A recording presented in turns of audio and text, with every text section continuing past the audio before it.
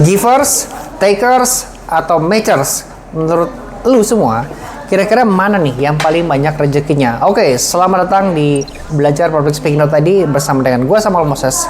Kali ini gue akan membahas tentang rezeki ya. Gimana caranya kita dapat rezeki yang banyak?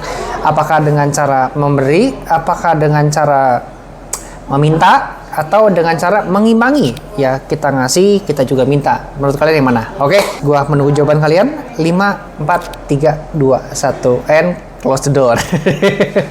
Bukan ya. Jadi ini adalah masalah yang diperdebatkan, yang menurut gua ini banyak juga dibicarakan banyak orang di komunitas bisnis gua. Oke. Nah, kenapa ini jadi bingung? Karena kalau kita givers, ini sampai kapan nih kita harus melakukan memberi sesuatu sama orang lain? Nggak tahu. Jawabannya nggak tahu. Kalau kita memberi terus, kapan kita dapetinnya? Ya, masa memberi nggak pernah minta? Nah, udah gitu jawaban yang kedua. Udah gitu ya udah kita minta aja supaya kita bisa dapetin rezeki yang banyak. Ternyata kalau kita kebanyakan minta sama orang, orang bakal lama-lama nggak mau ngasih dan orang malas hubungan sama kita karena kita terlalu banyak meminta. Atau yang ketiga, matchers, kita ngasih, kita minta, kita ngasih, kita minta ya. Jadi minta timbal balik. Dan kalau secara pengalaman gua, biasanya orang akan merasa ini orang pamrih banget sih. Jadi orang akan mengembalikan kita tuh merasanya kayak nggak tulus gitu bantunya ya gitu.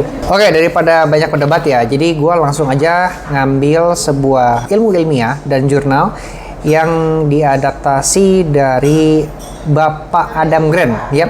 Give and Take, Why Helping Others Drives Our Success ya. Jadi kalau dari buku ini ternyata dibahas dimana ternyata dari antara tiga orang itu ya, antara givers, antara takers, dan juga match, yang paling banyak hokinya, paling banyak rezekinya adalah orang givers ya. Dan ternyata ya memang ada bukunya ya, Givers Gain ya. Yes, ini valid banget 100% berdasarkan research dan real field result, di mana Givers Gain ini adalah orang yang paling banyak rezekinya. Tapi tentunya bukan just givers, tapi kita harus strategic giver. Nah, itu menariknya ya. Menurut si Adam Grant, research menunjukkan bahwa givers ada di dua tempat paling atas dan paling bawah dari tangga kesuksesan. Oke? Dan yang bawah itu karena mereka nggak punya batas. Nah, ini poinnya nih teman-teman ya. Poinnya adalah di limit. Lu kalau mau ngasih, kalau nggak ada batasan, lama-lama lu kehabisan sumber daya dan akhirnya lu nggak punya apa-apa. Dan kalau mengharapkan orang bakal memberikan lu balik, itu sebenarnya nggak usah diharapkan. Biarkan alam yang bekerja, semesta yang bekerja. Kalau lu mengharapkan sesuatu itu bakal balik, justru biasanya makin nggak balik. Karena kita melakukannya dengan pamrih. Ya, untuk bisa mendapatkan timbal balik yang bagus, kita harus melakukannya dengan ikhlas. Cuman tetap harus ada batasan. Kalau nggak ada batasan, ya lu akan miskin, lu akan kehabisan, lu akan kecapean.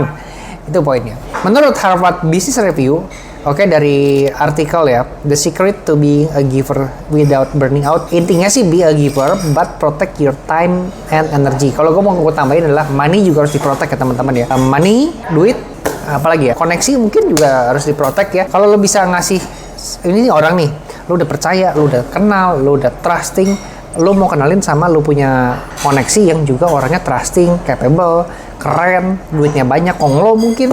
Itu juga kan part dari kita punya givers ya. Kita bisa kenalin karena kita memberikan koneksi ya, bisa tuh. Cuman kalau kita menurut lo ini orang ini nggak capable ya, lu kenalin sama konglo, yang ada nanti malah malu-maluin dikenalin.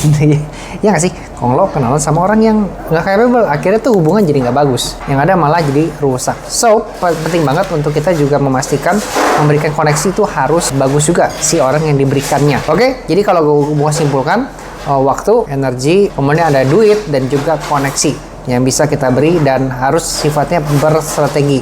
Nggak boleh jor-joran. Oke? Analoginya, kalau di dunia marketing, oke? Nah, marketing itu kan sebenarnya gini, menurut gua, Givers Gain itu adalah part dari kita melakukan kegiatan marketing ya, dimana kita bisa lebih gampang dikenal orang, kita bisa lebih dapetin exposure, kita bisa lebih meningkat, lebih cepat populer, sehingga orang lebih kepo sama kita punya usaha, kita punya skill yang bisa apa aja, dan pada akhirnya mereka pengen berhubungan lebih lanjut sama kita. Itu kuncinya dari Givers Gain ya, menurut gue ya. Kalau kita promosi dengan Facebook Ads atau awareness ataupun papan iklan, belum tentu orang akan sekepo kalau kita melakukan strategi Givers Gain, dimana ini orang kok memberikan terus ya. Karena Givers Gain itu kan ada faktor reciprocity ya, pengen hutang budi, pengen ngebales, pengen ngasih balik gitu kan ya, karena dasarnya manusia itu nggak seneng, yang gue tahu itu nggak seneng punya hutang budi. Ketiga, dia pengen membalas budi yang sudah didapatkan dari kita, maka dia akan berusaha cari tahu, gue bisa ngasih balas budinya dengan cara apa ya. Dia akan cari tahu kita butuhnya apa, usahanya apa, mungkin butuh koneksi seperti apa, mungkin butuh bantuan seperti apa, dan itulah penyebab kenapa dia tuh kepo sama apa yang kita lakuin ya. Dan kuncinya ketika orang kepo sama kita, maka dia akan cari tahu sangat-sangat get deep, sehingga kita akan mendapatkan feedback yang sangat-sangat tepat sasaran. That's the point. Nah, kalau lagi di dunia marketing ya, konteksnya di sini digital marketing ya, giver ya, strategi marketing, contoh giver, content first, value driven, give before asking. Oke, contohnya apa? Ebook gratis, edukasi, free trial. Dan contohnya untuk giver ya. Nah, kalau lo punya sifatnya taker, berarti hard sell, pushy ads ya, beli sekarang terbatas. Ini nggak salah, tapi nanti kita ngomongin komposisinya. Nah, kalau matcher artinya referral base ya. Lo promosin gue juga bantu promosi lo. Ini juga nggak salah, teman-teman ya. Oke, nah, cuman ada momentumnya. Sekarang contohnya tak, menurut Gary Vaynerchuk, giver marketing, jab, right hook, beri, baru minta. Nah, ini contoh komposisi yang bisa teman-teman pakai. Seberapa banyak sih kita bisa memberi dan kemudian kita baru meminta? Ada yang ngomong 3:1, ada yang ngomong 5:1, ada yang ngomong 10:1. Mana yang paling benar angkanya? Nggak ada menurut gua, ya. Cuman gue pikir kita juga bisa 3:1. Oke sih, kita 3 kali kasih, 1 kali minta, boleh, nggak ada masalah. But kalau gue sendiri pribadi, gue akan ngukur dari impact yang gue kasih. Kadang-kadang givers yang gue kasih, misalnya gue koneksikan dengan Konglo, yang mana dia selama ini susah banget ketemu Konglo, tapi gue punya koneksi Konglo, gue koneksikan ke dia. Walaupun cuma 1, tapi kan ini this is really prestige ya.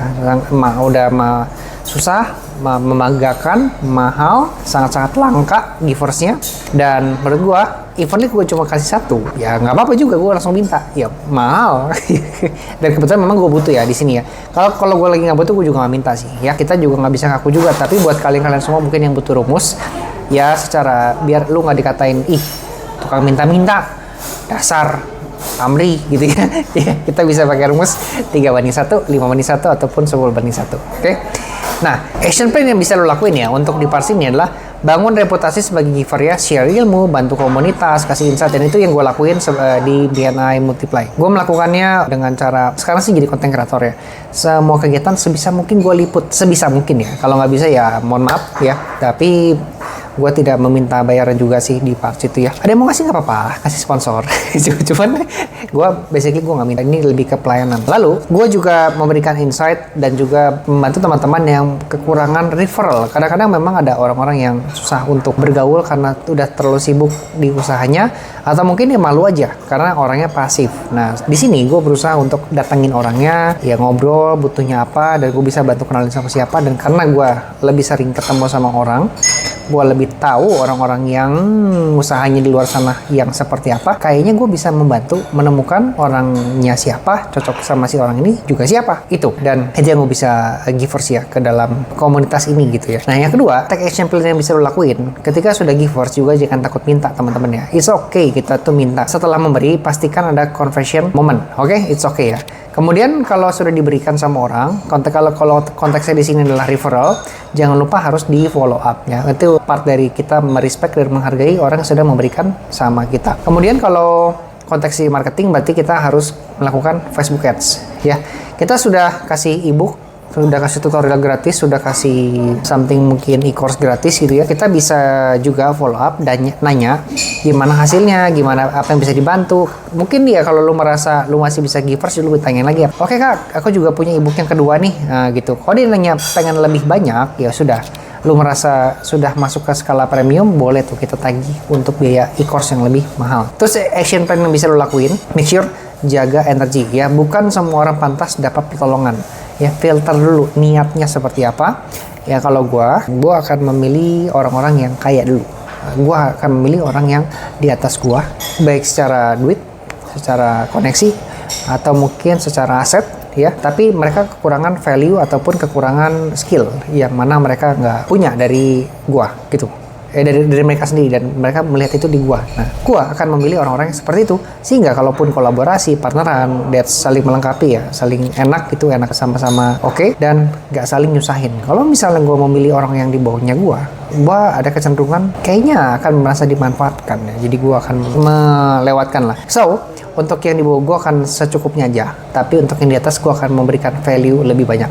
That's my point. Terserah ya, kan ini gimana just share pandangan, tapi at least lu punya patokan dan why-nya. Siapa tahu ini cocok, silakan.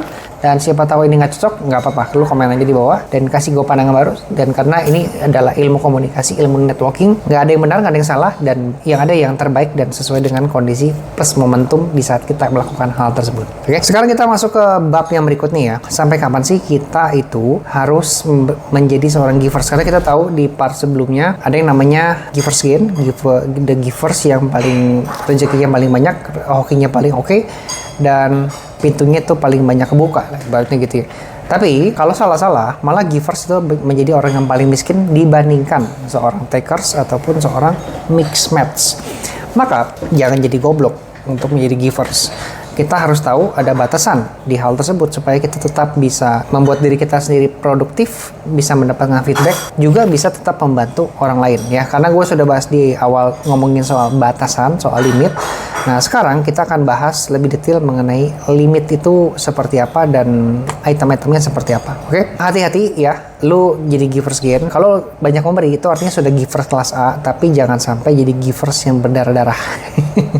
Ya, kalau lu sudah menjadi seorang givers yang berdarah-darah, artinya lu bukan givers gain kelas A lagi, tapi lu udah levelnya martir sih ya. Jadi siap mati, siap berkorban, nggak dapetin apa-apa, it's okay, but that's goblok. Kalau misalnya ada orang yang masih butuh lu, ya, misalnya lu orang kepala keluarga, punya istri, punya anak, udah gitu, lu givers mati-matian, mungkin ke tempat ibadah gitu ya, tapi lu nggak dapetin apa-apa. Ya katanya sih dapetin pahala, tapi menurut gue sih pahala itu sesuatu yang sangat-sangat abstrak, that's sangat-sangat not visible, gue nggak merasakan impactnya sama sekali. Jadi menurut gue itu adalah goblok. Oke, harusnya kalau misalnya kita sudah merasakan nggak dapetin apa-apa dan sudah ada sinyal-sinyal dari orang-orang yang dekat sama kita, melihat kita sudah berlebihan melakukan itu dan sudah disadarkan lu nggak dapet apa-apa, ya saatnya lu mulai harus berpikir, loh jangan-jangan lu salah tempat, salah orang, salah lingkungan aja.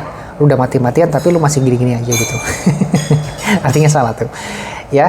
Jadi hati-hati menjadi givers yang burnout ya, dimana givers yang burnout ini membuat energi akan ngerasa bocor, ngerasa capek tanpa pamrih ya. Capek tapi nggak pamrih aja ya. Uang bocor ya, ngasih terus tapi nggak ada cash flow balik. Waktu bocor dipakai bantuin orang lain, bukan ngebangun growth diri sendiri. Harapan bocor, ngerasa kok gue bantuin semua orang tapi gue yang dapat capeknya, bingung. Oke, nah kalau kayak gitu artinya kita harus upgrade peran kita menjadi seorang giver, dari giver serabutan menjadi seorang strategic giver yang berleverage. Oke, sekarang kita masuk ke part yang kedua. Mari kita periksa level giversnya kamu. Nah, sekarang gue mau ajak teman-teman semua menjawab pertanyaan something like yes or no aja ya. Oke, siap ya? Yes or no. Lu bisa siapin catatan, siapin kertas, lu siapin jawaban yes or no. Ya, nanti gue kasih tau di akhir, kalau banyak yes-nya itu artinya apa, kalau banyak no-nya artinya apa. Apakah aku memberi karena aku takut ditolak? Jadi apakah aku memberi karena aku takut ditolak? Jawabannya yes or no. Kalau jawabannya yes, berarti lu harus mengimprove mindset.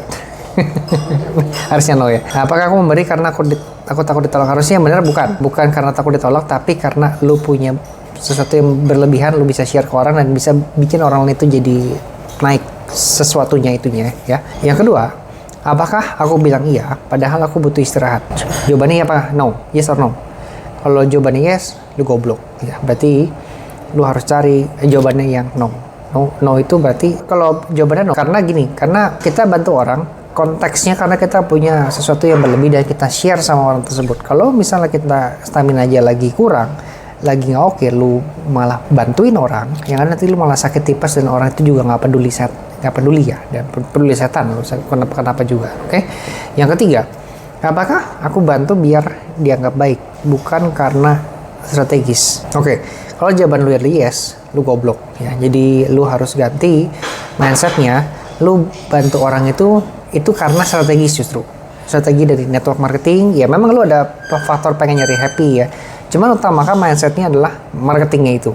Oke, dengan lu mengutamakan marketing ini, gue rasakan gue akan lebih rasional, gue akan lebih logis, dan gue akan lebih ini ya, hitung-hitungan lah ya.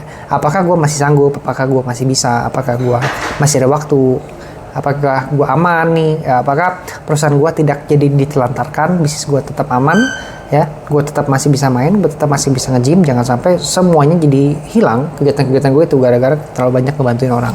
Tidak ada yang namanya pahala ya guys ya. Oke, pahala itu semu, hanya fiktif belaka lah. Oke. Nah, pertanyaan yang keempat, apakah aku merasa bersalah kalau nggak bisa bantu? Ini gue ngalamin, ya. Kalau lu jawaban adalah yes, dan gue juga jawabnya yes, dan itu gue mengakui adalah gue goblok ya. Jadi yang benar adalah, apakah aku merasa bersalah kalau nggak bisa bantu? Yang benar adalah no. Lu nggak bisa bantu, lu tetap bener, lu tetap oke. Justru kalau orang yang mencaci maki, orangnya malah marahin lu balik, bilang lu bukan teman yang setia, lu bukan teman yang oke, lu harus menyingkirkan tipikal orang tersebut, nggak cocok jadi teman lu itu ya. Oke, nah sekarang kita masuk ke kesimpulan. Hopefully you paham ya apa yang gue maksud. Nah, kalau jawabannya banyak iya, berarti Anda masuk ke dalam nice person syndrome. Ya, itu bukan lagi givers, tapi people pleaser yang bocor identitas. Nah, hopefully dipahami di part sini. Nah, giver yang benar bukan bantu semua orang, tapi bantu orang yang punya nilai kembali. Oke? Apakah dia lu akan mengexpect dia harus mengembalikan? Nggak usah di-expect, tapi at least dia punya nilai kembali. Lu misalnya ya, ngebantuin seorang direktur BCA gitu ya.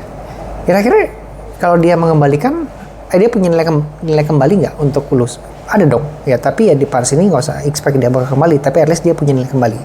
Kalau lu bantu seorang, ya bantu cari koneksi kayak, atau mungkin bantuin websitenya kayak untuk seorang bos jarum gitu ya. Punya perusahaan jarum nih, Jarum Super. Bantuin dong. Ya, mungkin nggak usah minta duit juga sih. Oke, tapi kan dia punya nilai kembali untuk di part sini ya. Kalau bisa CEO mah berarti lu jualan jasa ya, oke ya.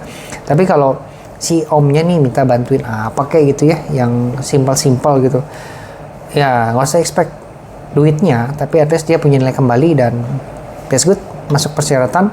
Yang kedua, syaratnya adalah bantu dengan sistem. Ya, kalau lu nggak punya sistem, lu akan mati berdiri karena semuanya harus lu yang kerjakan, bukan sistem yang bergerak. Yang ketiga, namanya bantu itu, ya, which is yang givers yang benar, bantu tanpa harus selalu dari kantong pribadi. Ingat, nggak selalu bantu harus dari kantong pribadi. Kita bisa nyari sponsor, kita bisa minta bantuan teman, kita bisa udunan bareng-bareng, kita bisa nggak harus yang mewah-mewah juga misalnya, atau kita bisa bantu ngasih kuping ya, ngasih energi. Jadi nggak usah susah-susah, nggak usah sampai harus duitnya banyak gitu dan harus di kantong pribadi ya. Jadi jangan sampai mindsetnya everything harus dari Anda, tapi lu bisa juga minta bantuan orang lain. Misalnya juga bisa bantu koneksikan, bisa. Misalnya ya, lu punya teman kesulitan dalam mencari orderan dari sesuatu lah. Nah, lu nggak bisa bantu, tapi at least lu bisa bantu kenalin ke orang yang lebih kompeten.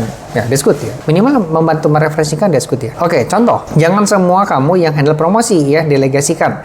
Pakai template system, pakai Canva Pro, share team. Contohnya begitu. Atau yang kedua, untuk banner, kamu bisa bikin suatu kali template, tinggal ganti isinya. Ya, oleh-oleh, ya, switch ke simbolik. Misalnya, stiker, quote cetak, atau shout out digital yang impactful tapi hemat. Oke, untuk acara, coba arahkan dananya ke sponsor. Jadi bukan lu yang bayar, tapi jadi konektor yang buka jalan. Saatnya kita sekarang mulai shifting pola pikir ya, dari ngasih semua ke ngasih dengan sistem yang dan intensi yang jelas. Nggak semua orang itu harus gue tolong, tapi yang gue tolong pasti gue bantu sampai dia bisa balik kasih impact ke ekosistem. Nggak harus lu, tapi ekosistem ya. Jadi bukan soal kuantitas, tapi kualitas dan dampak. Ini yang bisa lu lakuin ya. Jadi strategic giver framework biar hati tenang dan uangnya jalan. Seperti apa? Pertama, ngomongin soal intensi nih. Ya, gue bantu karena apa? Apakah value atau karena rasa bersalah? Kalau jawabannya karena rasa bersalah, itu nggak tepat. Tapi karena value, that's good ya.